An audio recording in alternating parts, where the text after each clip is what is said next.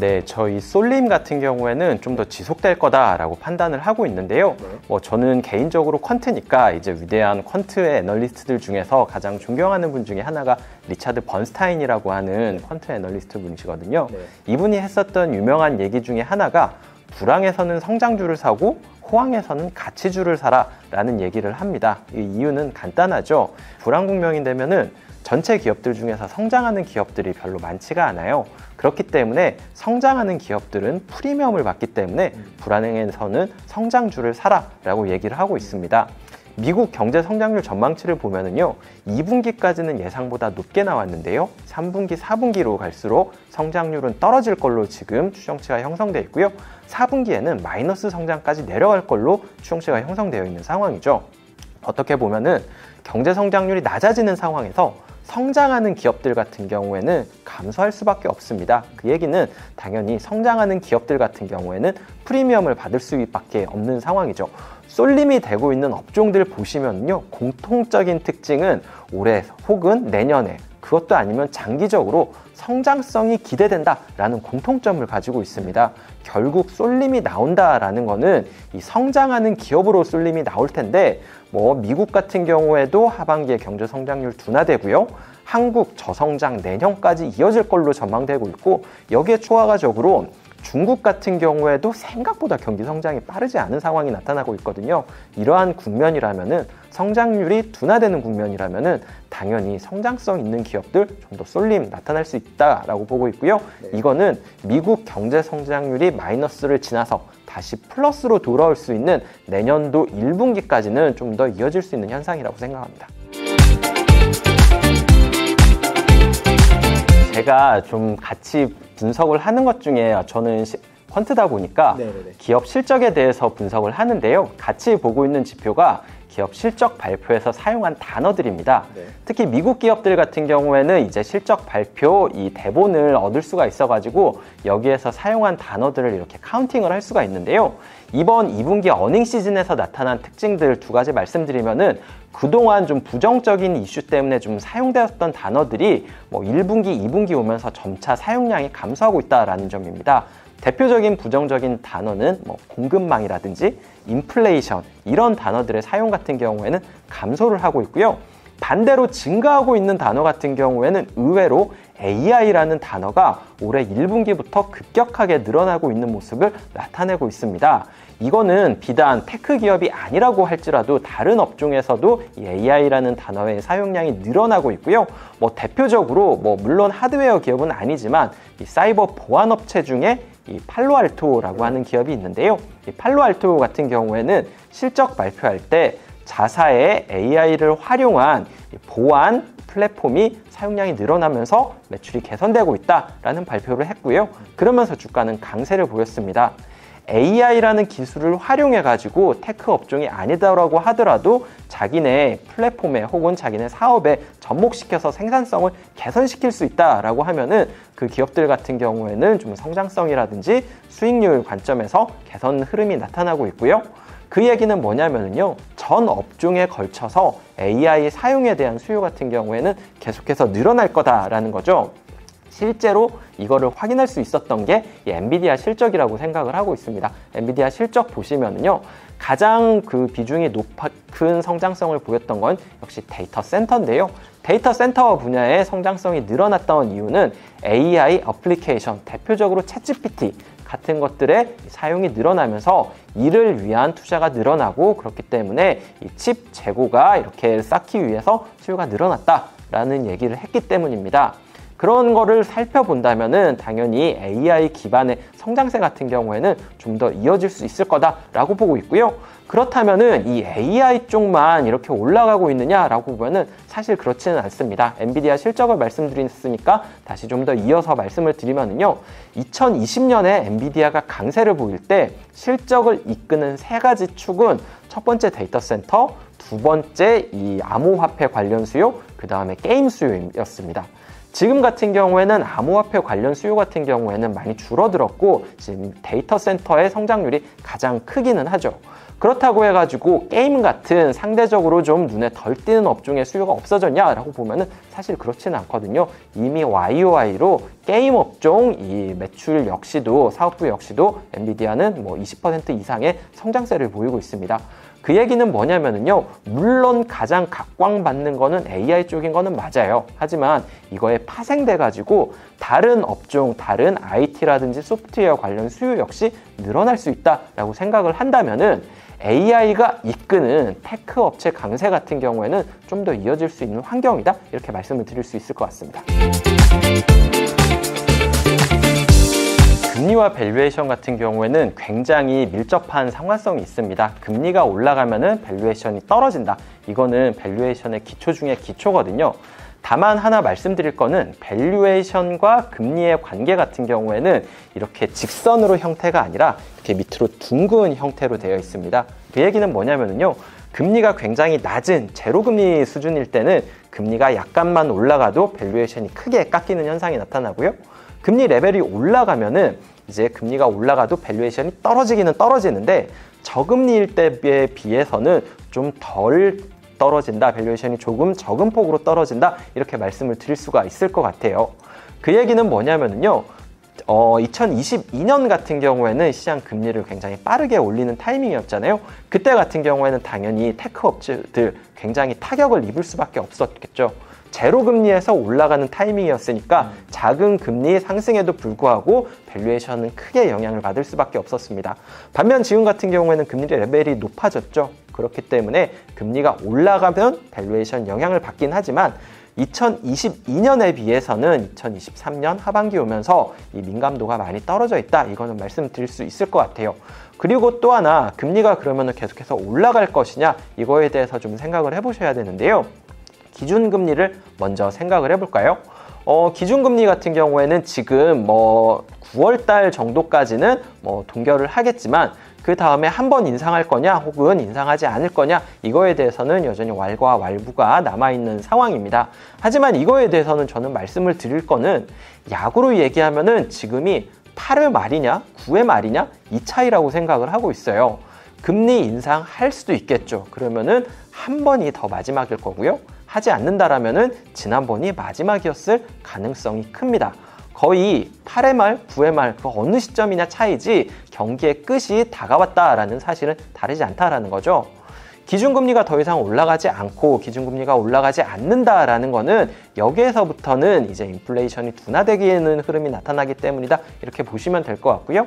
그 얘기는 이제 기준금리는 더 이상 올라가지 않고 인플레이션이 둔화되면은 시장금리 역시 꼭대기에서 조금씩 내려오는 흐름이 나타날 수 있다라고 말씀을 드릴 수가 있을 것 같습니다.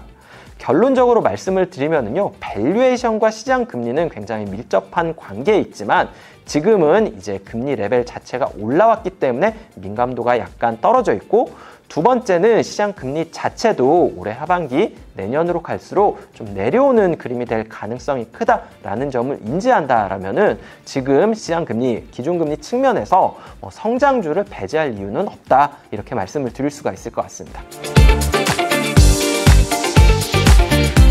네, 일단 중국 같은 경우에는 당연히 미국과 가장 중요한 경제 주체다, 이렇게 말씀드릴 수 있을 것 같은데요. 연초랑 지금을 좀 비교를 해보시면은 연초에 기대했던 거는 미국은 3분기와 4분기에 경제 성장률이 마이너스가 되면서 미국은 경기가 둔화될 것이다. 중국은 반면에 코로나가 좀 늦게 끝나고 리오프닝이 다른 국가들보다 늦게 되면서 경기 회복이 좀 빠르게 나타나면서 미국의 경기 둔화를 중국의 경제 성장이 방어할 것이다 라는 게 연초의 기대감이었습니다. 하지만 1분기, 2분기 지나면서 오히려 이렇게 뚜껑을 열어보니까 미국은 생각보다 견조한 흐름이 나타나면서 3분기에 마이너스 성장까지는 안 갈 것 같다라는 기대감이 올라왔고요. 중국 같은 경우에는 리오프닝을 하기는 했는데 경기 회복이 생각보다 강하지 않고 부동산 이슈 같은 것도 이렇게 불거지면서 중국 정부에서 이렇게 부양책을 나타나는 흐름이 나타났다는 점에서 연초와는 좀 다른 흐름을 나타내고 있습니다. 이러한 상황에서 생각보다 미국은 강하고 생각보다 중국은 약한 이런 측면을 좀 생각을 해봐야 될 것 같은데요. 그렇다면은 이건 역시 빅테크 업체들한테도 미치는 영향도 좀 다를 수밖에 없는데요. 7개 빅테크 7가지 기업들 보시면은 중국 매출, 미국 매출 비중 같은 경우에는 다 다릅니다. 그 중에서도 중국 매출이 비중이 높은 기업도 있고 상대적으로 좀 낮은 기업도 있기는 하는데, 그것보다는 중국 매출이 감소했다, 중국 판매량이 감소했다라는 얘기가 나올 때 좀 더 타격을 입는 빅테크 업체들은 뭐냐면은 B2C 성격의 업종들이 오히려 좀 더 중국 매출에 대해서 민감하게 반응을 하는 모습이 나타나고 있습니다. 예를 들어 볼까요? 애플 같은 경우에는 미국에서도 팔리고 중국에서도 팔리고 마찬가지인데, 중국에서 판매량이 감소됐을다라는 얘기가 나왔을 때 좀 더 타격을 입는 거는 애플이고, 마이크로소프트 같은 경우에도 중국 매출 비중, 미국 매출 비중 역시 둘 다 크지만 중국 매출 비중이 감소했다라는 뉴스에 대해서 약간 둔감한 모습을 보입니다. 마이크로소프트가 파는 거는 개인 고객보다는 이 기업 고객이 더 많죠. B2B보다는 B2C가 좀 더 영향을 받는다, 이렇게 생각을 하시면 될 것 같아요. 비슷한 예를 말씀드리면은 테슬라 같은 경우를 생각해 보셔도 될 것 같은데요. 테슬라 같은 경우에는 미국 판매량이 둔화됐다, 이런 뉴스에는 그렇게 민감하게 주가가 움직이지 않는데, 중국 판매량이 둔화됐다, 혹은 중국 판매량 둔화를 막기 위해서 가격을 인하했다, 이런 뉴스에는 좀 더 민감하게 나타나는 모습이 나타나고 있습니다. 결국에는 중국 매출 비중도 중요하지만은 제 생각에는, 제 과거 경험에 의하면은 B2B 성격의 업체냐, B2C 성격의 업종이냐, 이게 좀 더 이렇게 중국과 좀 관련이 높은 것 같고요. 그렇다고 좀 생각을 한다면은 하반기에는 미국에서 좀 예상보다 경기가 좋으면서 기업들의 투자가 다시 나타날 가능성을 고려한다면은 B2B 관련 기업들은 상대적으로 양호할 거고요. 중국 경기가 예상보다 연초 생각보다 좀 둔화되면서 뭔가 소비가 좀 둔화될 것 같다라는 얘기가 나오면은 B2C 성격의 업종 같은 경우에는 약간 좀 타격을 입을 수도 있을 것 같다라고 말씀을 드리고 있습니다. 결론적으로는 중국 경기 둔화에 대한 얘기가 나오면은 이 7개 종목 중에서 애플이나 테슬라 같은 경우에는 좀 영향을 좀 받을 수 있을 것 같고, 나머지 기업들 같은 경우에는 영향은 받겠지만 상대적인 이 민감도는 좀 떨어질 것 같다, 이렇게 결론 지어서 말씀드릴 수 있을 것 같습니다. 결론부터 말씀드리면은 저는 마이크로소프트와 이 엔비디아 두 개 기업을 가장 선호하는데요. 저는 직업이 퀀트다 보니까 코딩을 하거나 이 AI 애플리케이션을 이용해 가지고 작업을 하고 이런 경우도 굉장히 많거든요. 그러다 보니까 이 대규모 언어 모형 이런 거에 대해서도 관심이 많은데요. 대규모 언어 모형 지금 시장에서 많이 쓰는 거는 국내에 클로바 같은 것도 있기는 하지만, 해외에서 가장 많이 쓰는 건 역시 챗GPT나 바드 같은 어플리케이션이죠. 저는 둘 다 써보면은 개인적으로는 챗GPT가 저랑은 좀 더 잘 맞는 것 같아요. 그 이유는 저는 이렇게 코딩 같은 것도 같이 하는데, 코딩을 할 때 이렇게 예전에는 처음부터 다 제가 이렇게 썼었는데, 이제는 좀 대략적인 아이디어를 넣고 이 대규모 언어 모형에 코딩을 이렇게 요구하는 경우도 많거든요. 저보다 훨씬 잘 짜는 경우도 많아요. 그런데 이렇게 써서 돌려보면은 바드 같은 경우에는 안 돌아가는 경우가 좀 있고, 챗GPT도 없는 거는 아닌데 예상과 다른 결과물이 나오기도 하는데, 어쨌든 챗GPT가 좀 더 제가 원하는 모형에 가까운 데이터들을 쏟아내더라고요. 그렇기 때문에 저는 코딩하는 입장에서는 챗GPT를 좀 더 선호하고 있습니다. 그러면서 느낀 거는 이런 것들을 이용해 가지고 금융시장뿐만이 아니라 다른 여러 가지의 응용을 할 수 있겠다라는 생각이 들고 있고요. 그러다 보니까 이 AI 어플리케이션의 중요성은 굉장히 높다라고 생각을 하는데요. 그러면은 그런 의미에서 이 AI 어플리케이션이 사용량이 늘어나면은 누가 수혜를 볼 것이냐, 이걸로 접근을 해보면은요. 일단 데이터 센터에 대한 투자가 늘어날 테니까 당연히 엔비디아 같은 업체는 긍정적일 수밖에 없고요. 말씀드렸었던 것처럼 MS같이 챗GPT에 투자를 하고 지분을 가지고 있는 업체들, 그리고 이 대규모 언어 모형을 이용해 가지고 사업을 할 수 있는 환경을 가지고 있는 MS 같은 데는 저는 긍정적으로 볼 수밖에 없다라고 판단을 하고 있습니다. 그렇기 때문에 저는 AI 어플리케이션의 확장이라는 국면에서 이 엔비디아와 마이크로소프트 두 개의 기업을 가장 선호하고 있습니다. 먼저 이제 시장에 대해서 말씀을 드리면은요, 어느 주식 시장이나 ETF 시장 비중을 보면은 대부분 시장 ETF의 비중이 가장 높습니다. 시가총액 국면에서도 마찬가지고 거래 대금의 비중도 마찬가지고 대표적으로 한국 같은 경우에는 코스피 200을 추종하는 ETF가 시가총액이라든지 시장 비중도 높거든요. 마찬가지로 인버스 레버리지 역시 시장을 추종하는 이 ETF의 비중이 높은 편입니다. 이건 어느 시장이나 마찬가지예요. 하지만 퀀트 입장에서는 이렇게 ETF를 분산 투자라든지 헤징의 목적으로 쓴다라고 하면은 테마나 업종이나 이런 다양한 ETF가 필요합니다. 섹터건 스타일이건 다양한 ETF가 있을수록 투자를 좀 다양하게 할 수 있고 헤징도 다양하게 할 수 있죠. 그렇기 때문에 좀 이렇게 시장 ETF 이외의 ETF가 상장하는 거는 저는 언제나 환영하는데요.